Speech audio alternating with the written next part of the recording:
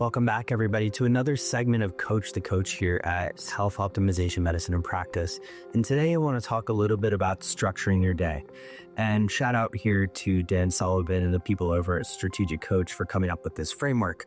But if you think about really your job as the business owner, there are so many things you can be doing. You can be focused on finance, accounting, developing new SOPs for operations, going to see patients, which might be the thing that you love to do. But if there's so many things to do, how do you actually choose what to do? And this framework really goes into how you might want to think about structuring your days so that you can develop more things like content, do more marketing, see more patients, and truly focus on the things that you love. So the framework looks a little bit like this. You're going to call a day a free day, a focus day, or a buffer day. Now, let's break down those three categories. A free day is just as it sounds. It's a day when you take a day off from your business. Now, I'm guilty here, and I bet some of you are watching this right now and saying, I'm guilty too. When was the last time you truly took a free day? Meaning you didn't check your email, you didn't answer your phone, didn't check Slack, didn't actually think about your business. Weeks, months, years since that last free day. Well, in Dan Sullivan's approach, he looks at free days as absolutely essential. Why? Because they allow you to rejuvenate and bring more creativity to those focus and buffer days. When we talk about free days, we look at booking those first on our calendar. Now, it's hard for me at first, and even just getting one free day on the calendar is sometimes hard, but look at booking those free days first when you think about your week. Now, the next day we're going to get into is your focus days. This requires a little bit of digging, understanding, of knowing thyself, which, what Socrates said, an unexamined life is not worth living. We need to examine, we need to know ourselves, and dive a little bit into what truly is something that you enjoy in your business and gives you energy. And in all fairness, it's okay to say it's not seeing patients. It might be something else. It might be developing protocols. It might be focusing on standard operating procedures.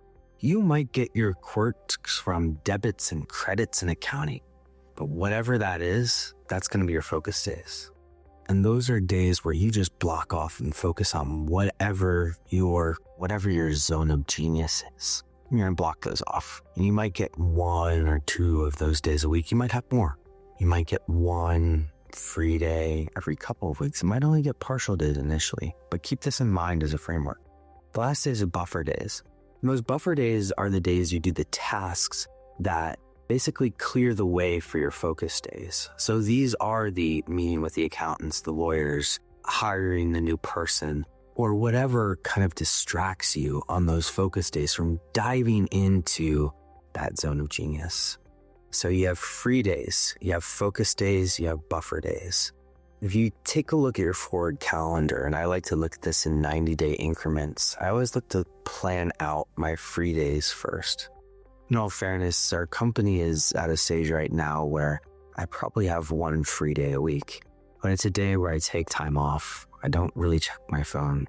I try to just keep the peace, so to speak. Maybe read a book if that's interesting to me and dive into some other subject that I'm interested in. It allows me to come back with a certain veracity, a certain velocity in my work, and a certain creativity that can be applied and has a multiplier effect on how fast I can get other tasks done and how I'm able to borrow from disparate fields and find new solutions to problems, which is something that I love to do.